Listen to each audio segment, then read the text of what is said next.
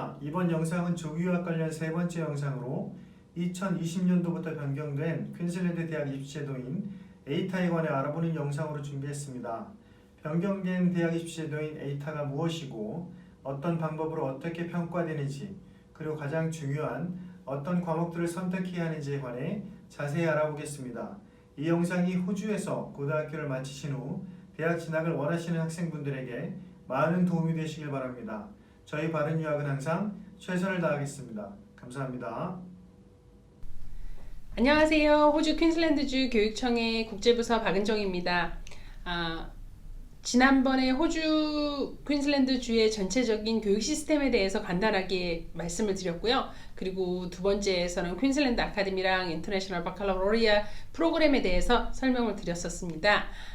이번에 세 번째로 제가 새로이 도입된 퀸즐랜드주의 대학 입시 제도에 대해서 설명을 드리려고 합니다. 새로운 대학 입시 제도인 에이타는요, Australian Tertiary Admission Rank라는 것의 약자로 되는데요. 교육과정 평가위원회에서 QCAA라고 하는 곳에서요, 이제 11, 12학년들의 교육과정을 평가를 하면서 결과적으로 12학년 말에 이전과 다르게 OP 때와는 다르게 외부고사가 이제 들어왔어요. 내신 성적과 외부고사의 반영 비율은 대부분의 과목은 75%가 내신이고 25%는 외부고사입니다. 다만 수학과 과학 과목들만은 50%씩 내신 50%, 외부고사 50%로 해서 이제 반영이 되어 있게 되어 있습니다. 그해 퀸즐랜드주 12학년 전체 학생들과의 성적을 비교해서 내 성적이 어느 위치에 있는가를 평가해주는 수치입니다. 그러니까 성적이 아니고요, 내 위치, 그 학생의 그 포지션이 어디에 있는지를 나타내주는 이제 수치라고 말씀드릴 수 있습니다. 즉 학생이요, 에이타 수치가 성적이 85점이 나왔다고 이야기를 하면요, 그 이야기는 전 과목 성적이 80점이라는 것이 아니고 이 학생이 상위 15%의 위치에 있다는 것을 나타내는 거죠. 그러니까 가장 높은 에이타의 그 점수는 99.95이고요. 0.05씩의 차이로 이제 그 성적표가 나오게 됩니다. 99.95, 99.90 이렇게 해서 99점 이상이면 약 OP1이라고 알고 계시면 되겠습니다. 적어도 본인이 가고자 하는 퀸즐랜드 내 대학을 가고자 하려면 80점 이상은 나와야 되지 않을까라고 생각은 하는데요. 각 학교별로 예상 에이타 점수가 현재 대학별로 나와 있으니 한번 대학에 들어가셔서 참고해 보시거나 아니면 전문 상담인들과 상담을 해주시는 것도 좋은 방법일 듯 합니다.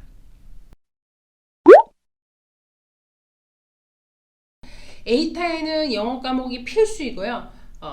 파스 이상을 무조건 해야 됩니다. 유학생의 경우에는 그래서 그 영어 과목도 여러 가지로 나뉘어져 있거든요.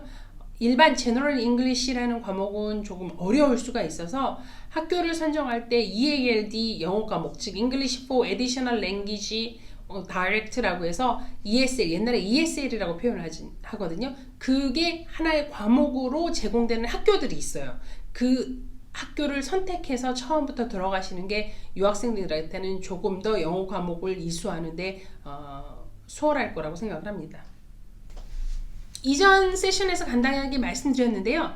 10학년이 되면 퀸즐랜드 전체 학교에서는요, 학부모, 학생, 과목별 선생님, 진로 담당 선생님들과 함께 Senior Education and Training이라는 과정을 거칩니다. 이것이 뭐냐면 학생들이 추후에 대학이나든가 진로를 어느 쪽으로 갈 건지 상담을 통해서 결정을 해서 10학년까지 의무교육을 마치고 진로를 선택을 해서 취업을 하거나 아니면 대학을 등록하고자 하는 학생들은 과목 선정을 하게 되는 그런 일종의 어떤 과정이고요.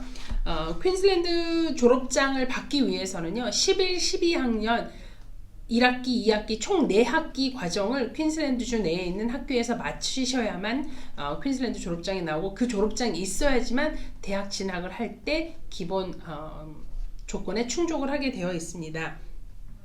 QC에 해당되는 학생들, 즉 10학년이 되면요, 그 개개인의 고유 수험 번호가 나오는데요. 그 수험 번호를 가지고 큐택에 접속을 하게 되면요, 학생들이 10학년부터 11, 12학년까지 본인들이 과목 선정하고 학사 일정을 진행하는 것을 보실 수가 있습니다. 자, 호주 내에서, 퀸즐랜드 내에서는요, 그 과목들이 영어도 아까 말씀드렸지만 한 과목이 아니고, 수학도 단순하게 수학 1 하나가 아니고요. 한국처럼 수학도 A, B, C의 레벨로 가지고 있는데요. 보통 일반적으로 대학을 가기 위해서는 수학 A 레벨인 제너럴 매스매틱을 공부하시면 되는데, 공대나 의대나 혹은 이제 특수학과들 같은 경우에는요, 수학이 레벨이 B 혹은 C까지도 요구하는 경우가 있으니 그런 과정들은 진로 상담 선생님과 상담을 해서 필요로 하는 그 필수 이수 과목을 먼저 확인하신 후 이제 과목 선택을 하게 되는 것입니다. 영어 과목은요, 총 5개의 과목이 보통은 선택이 가능해요. 근데 에센셜 잉글리시라고 해서 이거는 100% 이제 인터널 그 학교의 내신 성적으로만 이루어지는데, 이 에센셜 잉글리시는 말씀드린 대로 그 직업 교육을 선택하는 학생들이 선택하는 과목이에요.